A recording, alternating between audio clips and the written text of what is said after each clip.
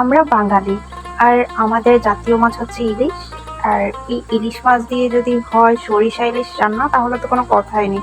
তো বাঙালিদের হচ্ছে পছন্দের মাছ ইলিশ।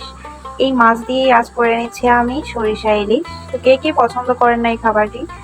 আমার মনে হয় যে কেউ আছেন এমন যে সরিষা ইলিশ পছন্দ করেন না। তো আমি হচ্ছে আজ খুবই সহজে সরিষা ইলিশ রেসিপিটি আপনাদের সাথে শেয়ার করছি। তো হ্যালো এভরিওয়ান, আসসালামু আলাইকুম। কেমন আছেন সবাই?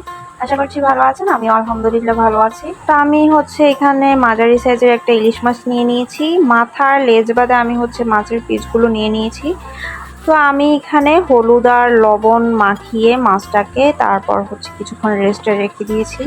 দেন আমি একটি বাটিতে 3 টেবিল চামচের মতো দিয়েছি সাদা সরিষা, আর কালো সরিষা দিয়েছি 2 টেবিল চামচের মতো, দিয়ে কিছুক্ষণ ভিজিয়ে রেখেছি। দেন আমি ভালো করে ধুয়ে একটা ব্লেন্ডারের ছোট জারে এই সরিষাগুলো দিয়ে দিয়েছি, সাথে 2টা কাঁচামরিচ, 2টা বা 3টা মানে যাই দেন, আর হচ্ছে সামান্য একটু লবণ দিয়ে ব্লেন্ড করবেন, কারণ সরিষা কিন্তু তিতা হয়ে যায়। যদি আপনি এইভাবে ব্লেন্ড করেন তাহলে দেখবেন যে একটু তিতা হবে না। দেন আমি অন্য একটি বাটিতে হাফ চা চামচ হলুদ গুঁড়া, হাফ চা চামচ লাল মরিচের গুঁড়া আর হাফ চা চামচ লবণ দিয়ে সামান্য একটু পানি দিয়ে আমি হচ্ছে মশলাটা গুলিয়ে নিচ্ছি। এরপর আমি একটি প্যান বসিয়ে দিয়েছি চুলায়, দিয়ে দিয়েছি সরিষার তেল পরিমাণ মতো। অবশ্যই চেষ্টা করবেন এই রান্নাতে সরিষার তেল ইউজ করার জন্য। সরিষা ইলিশে অবশ্যই সরিষার তেল ইউজ করলে খেতে ভালো লাগে, ফ্লেভারটা ভালো আসে। দেন আমি একটু আস্ত জিরা দিয়ে দিয়েছি 1 চিমটি। তো এরপর দিয়ে দিয়েছি এখানে ওই যে মশলাটা, যে পানি দিয়ে গুলিয়ে রেখেছিলাম ওই মশলাটা দেওয়ার পর তারপর হচ্ছে আমি দিয়ে দিয়েছি ইলিশ মাছগুলো। যে ইলিশ মাছগুলো আমি হচ্ছে মেখে রেখেছিলাম রেস্টে, তো ওগুলো হচ্ছে আমি দিয়ে কিছুক্ষণ ঢেকে রেখে প্রায় 2 মিনিটের মতো ঢেকে রাখবেন। তারপর হচ্ছে উল্টে পাল্টে দিয়ে আরও 2 মিনিট ঢেকে রাখার পর তারপর হচ্ছে আমি যে সরিষার পেস্টটা করে রেখেছিলাম ওই পেস্টটা দিয়ে দিয়েছি।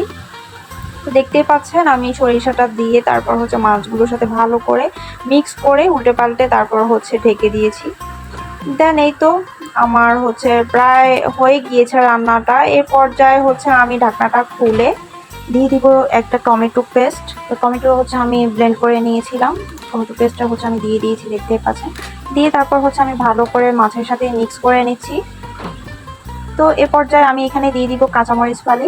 কাঁচামরিচ ফালিটা হচ্ছে শেষ মুহূর্তে দিলে গ্রানটা ভালো আসে। তো এরপর আমি আরও কিছুক্ষণ ঢেকে রাখবো যেন ভালো করে হচ্ছে জাল হয়ে মিক্স হয়ে যায়। এই তো আমার হয়ে গিয়েছে মাছটা। এই পর্যায়ে কিন্তু হচ্ছে না বেশি নাড়ানো যাবে না। তো আমি হচ্ছে কড়াইটা একটু ভালো করে ঝাঁকিয়ে নিচ্ছি।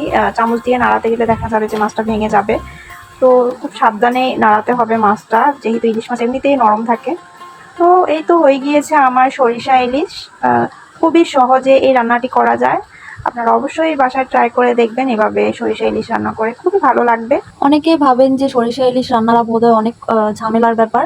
তো আমার কাছে মনে হয় যে এমনিতে ইলিশ মাছ মানে যে কোনো মাছ ভুনার চাইতে আমার কাছে সরিষা ইলিশ রান্নাটা খুবই সহজ মনে হয়।